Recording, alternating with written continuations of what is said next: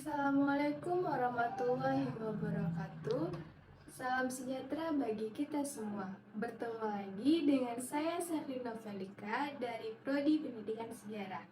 Pada kesempatan kali ini, saya akan membuat video tentang pidato politik sebagai calon legislatif DPR Pusat untuk memenuhi ujian susulan komunikasi publik dengan dosen Bapak Muhammad Isa Gautama SPD MSI.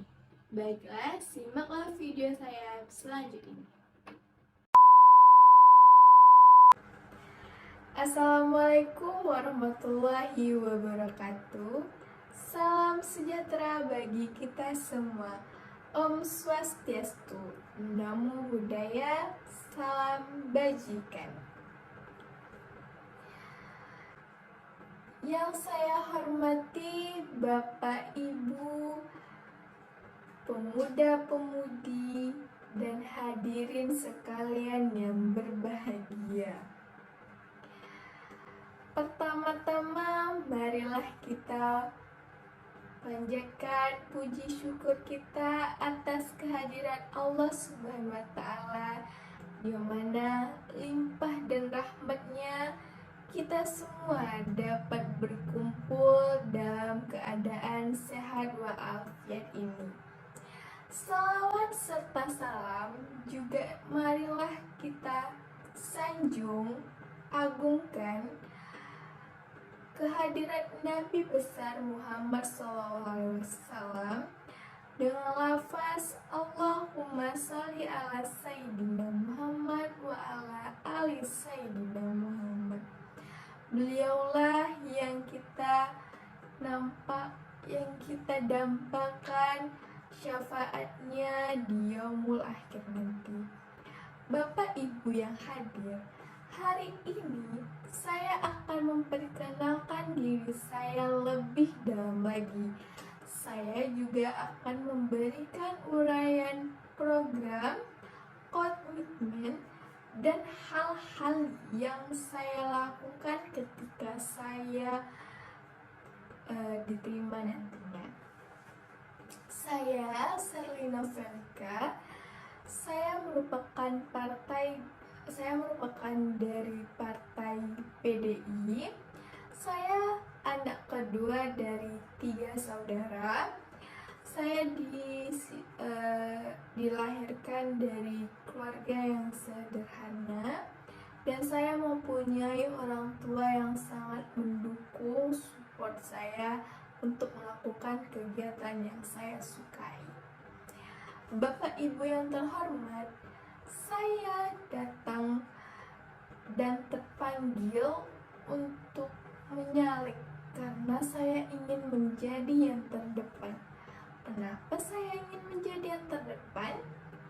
Jawabannya sangat sederhana, Bapak Ibu semua. Sejak saya berdiri di belakang, saya melihat ada banyak hal yang harus saya ubah. Mulai dari sistem kurang berpihak pada situasi, kemiskinan yang harus dihilangkan, pendidikan, lingkungan alam, dan tata pemerintahan, pengelolaan fasilitas, dan masih banyak lagi yang harus ditingkatkan. Itulah mengapa saya merasa terpanggil untuk nyalek sini. Dan juga saya bekerja sama dengan tim saya untuk memenuhi keinginan masyarakat, karena yang paling utama itu adalah keinginan kedamaian masyarakat. Masyarakat merasa damai, kami tentunya merasa sangat senang. Bapak Ibu, seperti yang kita lihat, negara kita ini negara tropis. Tanahnya subur, cuacanya mendukung untuk pertanian. Tapi kenapa masih banyak petani yang masih miskin? Penyebabnya adalah distribusi pasar yang terlalu panjang. Selain itu, ada juga kualitas produknya yang juga kurang baik. Ada juga sikap abai dari pemerintah yang tidak mengurusi dua masalah tersebut, sehingga masalahnya semakin membesar. Negara kita ini juga negara maritim yang luas, laut sangat lebar, tapi banyak wilayah yang masih miskin. Kenapa? Apa penyebabnya? Terkadang hasil tangkapan tak banyak karena kendala alat. Harga jual juga malah belum berpihak kepada nelayan. Nelayan harus diberi alat, dilatih, dan diberi kepastian harganya. Di sini juga saya membahas masalah pendidikan di Indonesia. Kita sering menang olimpiade. Kita punya banyak sekolah internasional. Tapi kita juga banyak sekolah yang tidak bertembok layak. Artinya ada banyak kesenjangan dalam hal pendidikan. Pendidikan adalah bagian terpenting dalam kehidupan berbangsa dan bernegara. Tanpa pendidikan, masyarakat kita dapat melanjutkan kehidupan bernegara, terlebih mempertahankan martabat bangsa di masa internasional.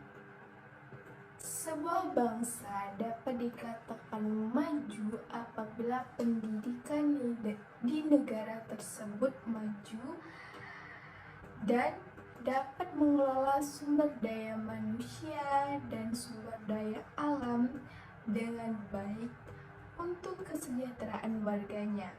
Untuk itu, berbagai upaya telah dilakukan bersama oleh berbagai pihak demi memajukan pendidikan Indonesia.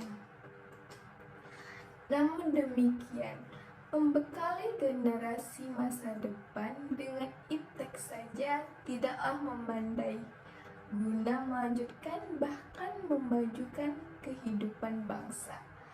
Mereka perlu mendapatkan pendidikan moral yang membentuk generasi penerus bangsa sebagai pribadi yang berakhlak mulia, jujur, dan bertanggung jawab. Pendidikan moral inilah salah satu modal untuk memperbaiki kondisi bangsa. Bapak Ibu beserta teman-teman sekaliannya, kita tentu menyadari bahwa keterpurukan suatu bangsa dapat disebabkan oleh rusaknya moral warganya. Bisa jadi rusak moralnya disebabkan oleh warga itu sendiri yang tidak dapat mengontrol diri dengan keimanan dan ketakwaan kepada Sang Pencipta. Selain itu, rusaknya etika juga bisa karena terlalu terkena dengan tayangan televisi ataupun hiburan-hiburan yang kurang mendidik. Fakta menunjukkan bahwa generasi penerus bangsa membutuhkan pembinaan moral terutama dari keluarga dan pihak sekolah. Hal itu tercermin dari berita yang mengungkap bahwa warung internet di kota-kota besar sebagian besar dikunjungi oleh para pelajar dan mahasiswa, termasuk anak-anak sekolah dasar dan menengah pertama. Akan tetapi, ternyata sebagian pengunjung tersebut termasuk siswa SD dan SMP. tidak menggunakan fasilitas internet dengan sebaik-baiknya. Mereka tidak menggunakan untuk mencari informasi atau mempelajari hal-hal yang positif, tetapi menggunakan untuk mendapatkan hal-hal yang negatif seperti pornografi. Tentunya fakta ini sangat meresahkan bagi pihak, terutama bagi para orang tua dan guru. Sedangkan fakta tentang runtuhnya etika kejujuran yang dikhawatirkan akan terus berkelanjut sudah menjadi berita yang tak asing lagi didengar, seperti korupsi, penyuapan, hilangnya supremasi hukum, dan sebagainya. Oleh karena itu, sudah menjadi kewajiban bagi kita, terutama bagi orang tua dan pendidik, karena untuk memperhatikan pendidikan generasi muda dan generasi masa depan bangsa, tidak hanya pendidikan umum saja, tetapi yang lebih penting pendidikan moral dan pembinaan keimanan dan ketakwaan kepada Sang Pencipta, agar generasi penerus bangsa berkepribadian luhur dan memiliki idealisme yang tinggi. Dengan demikian, kemajuan dan kesejahteraan bangsa diharapkan dapat segera terwujud. Sekian yang bisa saya sampaikan untuk pidato saya kali ini. Jika ada kesalahan, saya mohon maaf. Saya akhiri. Assalamualaikum warahmatullahi wabarakatuh. Baiklah warga sekalian, jangan lupa memilih angka nomor 2 sesuai dengan kelahiran saya. Angka nomor 2 dan 2 jari yang harus kita goyangkan. Semoga semua mendapatkan apa yang diinginkannya. Sekian.